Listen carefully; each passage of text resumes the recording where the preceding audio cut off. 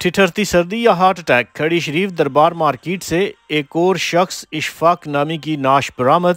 इतला मिलने पर पुलिस थाना अफजलपुर ने ज़रूरी कार्रवाई के बाद मैयत DHQ मीरपुर रेफर कर दी।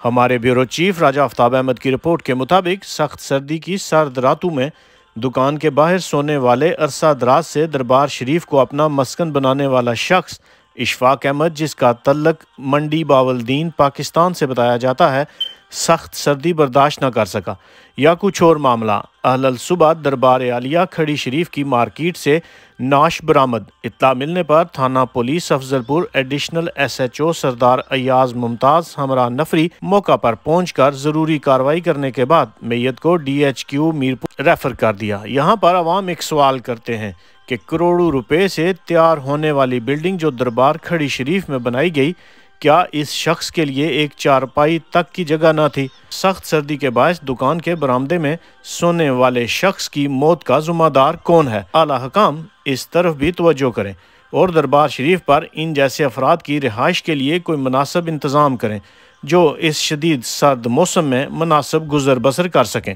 रिपोर्ट राजा आफ्ताब अहमद, KFT न्यूज़, खड़ी शरीफ।